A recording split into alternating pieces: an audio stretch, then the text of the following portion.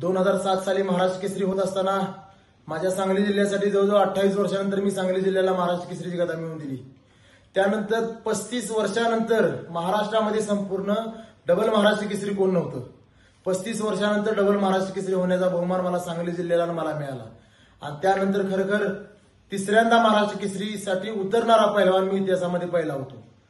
आणि त्या ठिकाणी मला पंचांनी ज्या पद्धतीने शिवराज राक्षेवर अन्याय करून हरवण्यात आलं तशाच पद्धतीनं त्यावेळेस मला पुणे सांगवी मुक्कामी तिसऱ्यांदा महाराष्ट्र केसरी होत असताना तिथं हरवण्यात आलं।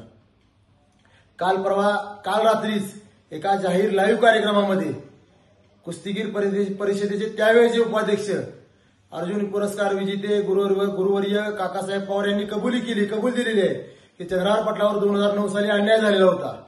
संदीप अप्पा भोंडवे आज कुस्तीगीर संघाचे कार्याध्यक्ष आहेत, त्यांनी सुद्धा ती कबुली दिली की चंद्रहार पटलावर 2009 साली अन्याय झालेला होता। पण सर्वच पदाधिकाऱ्यांनी एकदा कबूल करा की चंद्रहार पटलावर अन्याय झालेला होता, माझ्या मनात समाधान होईल। कारण आज मी कुठल्याही महाराष्ट्र केसरीच्या स्पर्धा बघायला सुद्धा जात नाही, कारण त्यावेळी जो माझ्या मनावर घात झालेला आहे त्या अजून मी 15-16 वर्षाला त्यातनं बाहेर निघालेलो नाही। आणि त्या ज्यावेळेस स्पर्धेतनं मला ज्यावेळेस हरवलं गेलं पंचांच्या चुकीच्या निर्णयामुळे दुसऱ्या-तिसऱ्या दिवशी मी आत्महत्या करण्याच्या प्रयत्नात होतो, कारण सहकार्यांच्या मदतीने त्यातनं बाहेर निघालो। पण तीच वेळ आज शिवराज राक्षेवर आलेली आहे। त्या 5 सेकंदाच्या त्या चुकीच्या निर्णयामुळे त्या एका माकडामुळे त्या शिवराज राक्षेचं पूर्ण आयुष्य बर्बाद झालेलं आहे। त्यातनं कुठेतरी मला बाहेर पडायचंय म्हणून मला ही पहिली दुसरी महाराष्ट्र केसरीची गदा मी आज 2 दिवसाच्या आत जर सर्वांनी कबुली नाही दिली तर गदा मी माघारी देणार। मला ह्या गदेंची गरज नाही।